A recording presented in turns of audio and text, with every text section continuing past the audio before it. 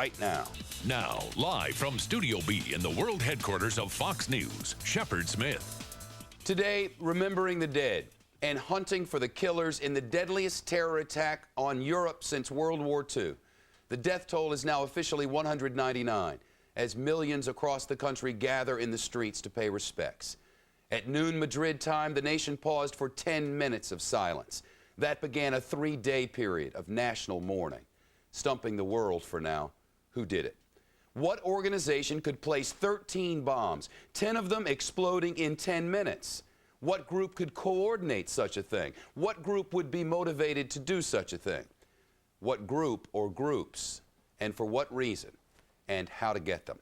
There are many new bits of information which we'll detail in Team Fox coverage on the massacre in Madrid. Brett Baer on the hunt for the killers from the Pentagon. But first from Studio B, live to Greg Burke in Madrid. Greg? Hey, Shepard, there's an incredible scene in Madrid tonight, actually all over Spain, these demonstrations against the terrorist attack, but especially here in the capital, because here they were hit hardest. Now, there are a lot of sad people out there. It's much like 9/11. You see people holding up pictures of their loved ones they've lost, also lighting candles at the station behind me. Some 90 people died there at the station Atocha. There's never been anything like it before, a terror attack of this magnitude in Spanish history. Outpouring here is really intense. While some people are praying, others are crying. There are also just a lot of anger. People whistling, shouting, assassins. And it was mass murder. Death tolls currently edging up to 200. There are more than a dozen people in the hospital in critical condition. There are also a couple pregnant women in the hospital. And I've been told several children at the pediatric hospital here in Madrid. So there are a lot of very worried moms and dads out there. Shepard, one last thing. You know, the heroes perhaps in 9/11 were the firemen. In this case, it was really ordinary people. There were a lot of these bombs went off when the trains were outside the station. The neighbors could see what had happened, jumped over the fence, tried to give a hand. There's one lady today saying she jumped over, went down there, said, "I'm a nurse, let me do something." She said, they gave me some gloves, but at that time, all I could see were dead people. Shepard? Wow. Greg, what is the chanting?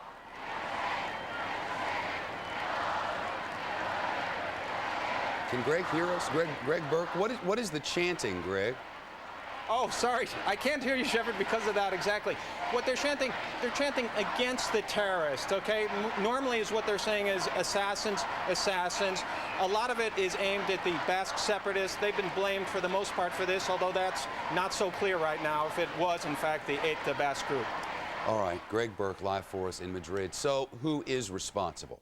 The government first pointed toward that Spanish homegrown terrorist organization, ETA, but ETA's denying responsibility. The statement from the Basque separatists hit the news wires about 2.5 hours ago.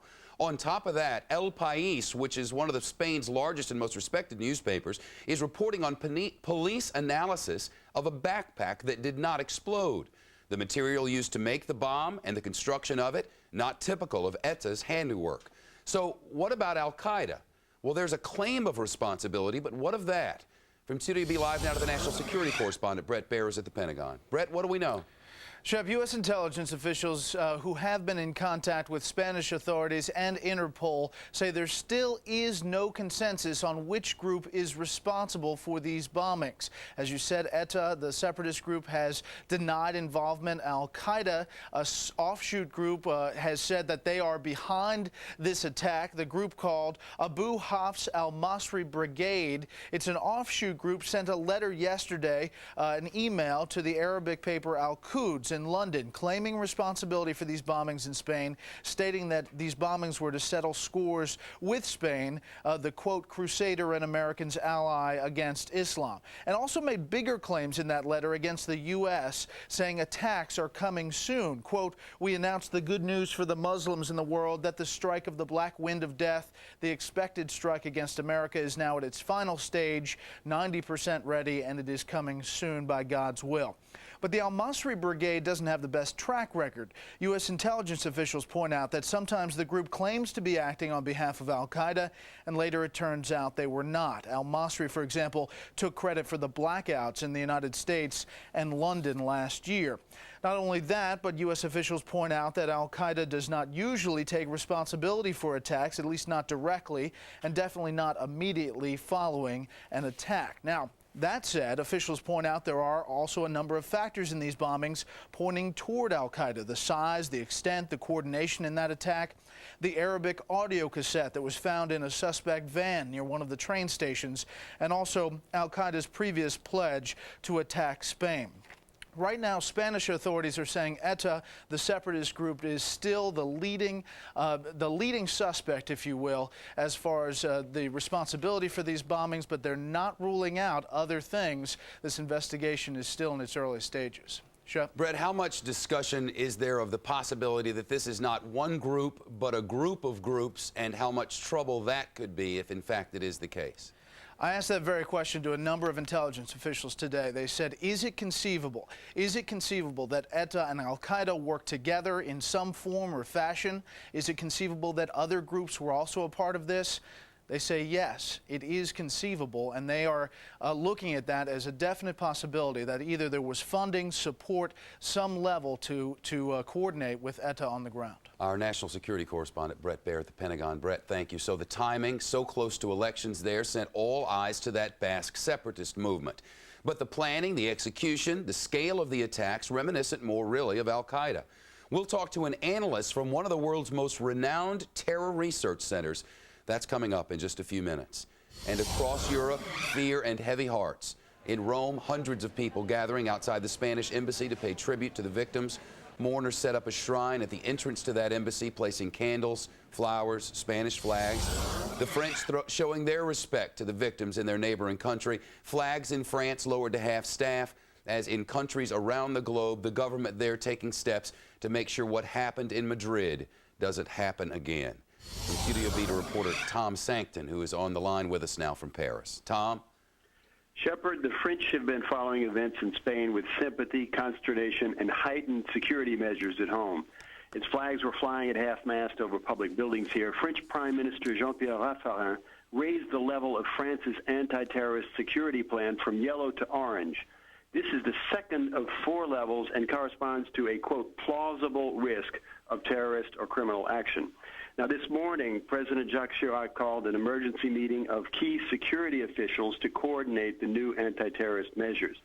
This plan, known as the Vigipirat Plan, calls for armed military units to join police in patrolling public places, particularly the public transport network, train and subway stations, airports, and other public buildings. Now, police and army troops have also reinforced border crossings between France and Spain.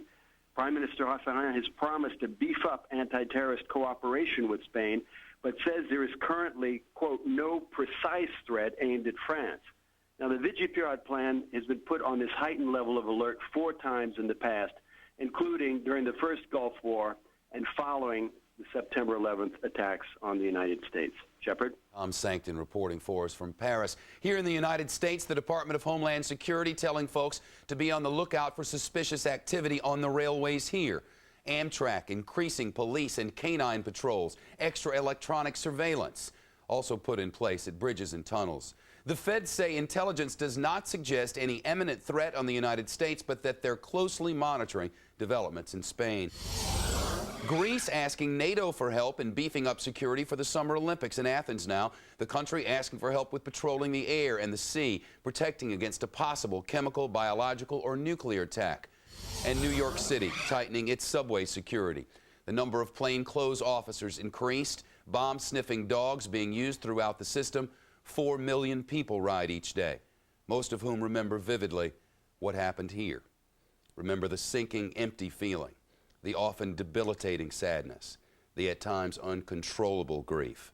New Yorkers know too well the misery in Madrid today.